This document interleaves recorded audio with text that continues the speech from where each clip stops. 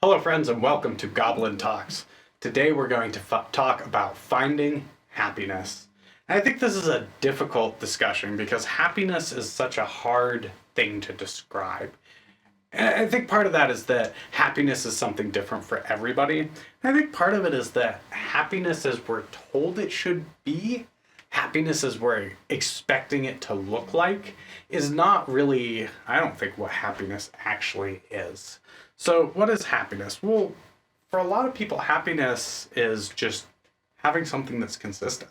Just being comfortable. Just being in a situation where you're not generally unhappy. If you're not unhappy, you're kind of happy, right?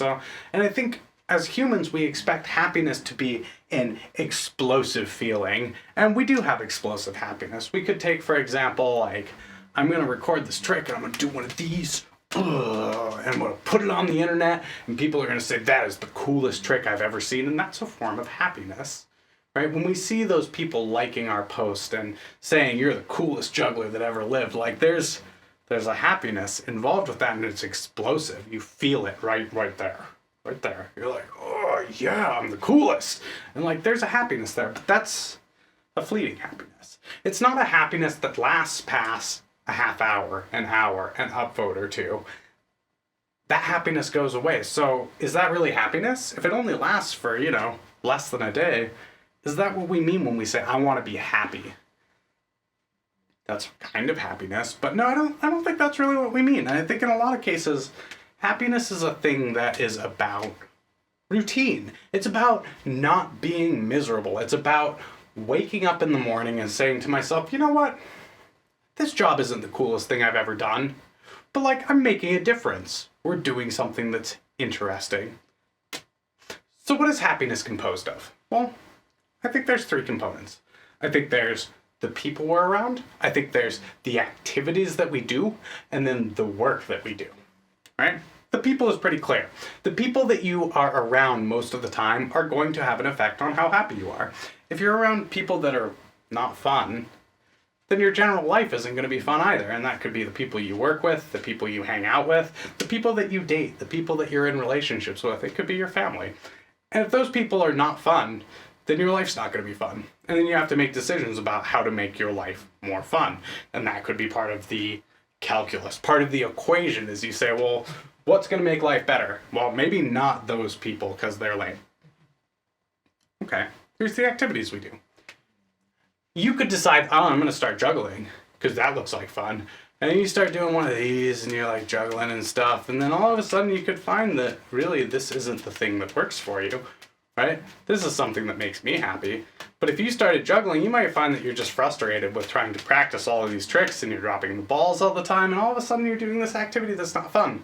And I think we actually fall into these traps a lot, because we start investing effort into things, and all of a sudden as we invest effort into them, we decide we want to continue doing them.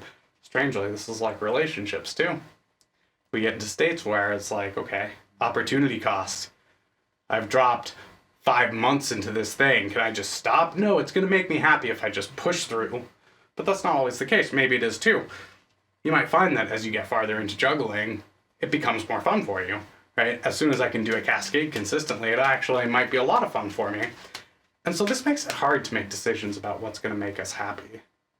Because we can go so deep into things and keep expecting them to make us happy, and they may never do that. Same with relationships. Let's look at work. Work's another great example. Some people are going to be happy doing jobs that allow them to help other people. I think this is a great example. You could be a teacher, a social worker. All of these jobs are going to contribute more to the shaping of other lives. And if that really tickles your fancy, then it's going to be a great job for you. But if it doesn't, maybe you want to see something that's like, oh, I want to make more money. And maybe you want to go into marketing or business management or business development. And like, I'm not saying these are lesser tasks than school teacher. They're just different. They're going to give you different benefits. You might want to see your business grow. And seeing that business grow might be the thing that really brings you joy. And if it does, that's a great thing to do. If it doesn't, maybe you should consider being a teacher. Maybe you'd love that. Or if you're a teacher and you're not digging it, maybe you would love being in business. I think it's about assessing what our goals are. What am I after? What do I want to accomplish? And not just in the context of what's going to bring me momentary joy. great example of this. I could say if I just learn this juggling trick, if I can just do one of these, then life's going to be great. That's probably not true. Maybe it is, but it's probably not. That's a fleeting joy. It's a fleeting happiness. And then we need to look at more of what the long-term happiness is. And that, for me at least, when I think of long-term happiness, I think about performing for people. I don't get the same burst of joy that I used to when somebody says, I want you to come perform for me. I want you to be on stage. And I love being on stage. It's fun. But when I first got booked for a show, that first time somebody said, I want you to come and juggle, it was like, how did you know? Yes, that's exactly what I want. But it's different. That's a burst of joy that over the second, third, fifth, 10th time started being less satisfying. But now I get asked to go to shows and it's a very confident happiness, a very confident joy, where I say, yes, I can do that. I can get on stage and I know people are going to enjoy watching me. And I think that's a very different kind of happiness and joy. And I think we can learn something from that idea. We can say, let's look for the thing that may not be a burst of happiness, but let's look for the thing that's going to make me consistently and long-term happy. And it's not going to be, woo! It's going to be like, yeah, okay, that's a thing I'm confident in, and I'm happy to be doing that thing. Set goals for yourself. Go out and find what makes you happy. Find the people, the activities, the job that makes you happy, and then go do them. And don't be surprised when they're not long-term big bursts of joy. But I think maintaining a state where you're like not miserable is really valiant. It's a thing that's good for us. And if I can make it to 70 feeling like, yeah, life's okay. I feel like that's a major accomplishment.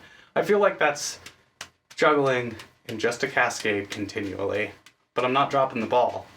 And that's a great place to be if you're just trying to maintain. And then you can take risks and maybe you'll drop the ball, but that's okay. You can get back and try and find that flow again. Thank you for joining me. I hope you'll push my subscribe button. Thanks for listening to my rant, and I hope you'll come see me again soon.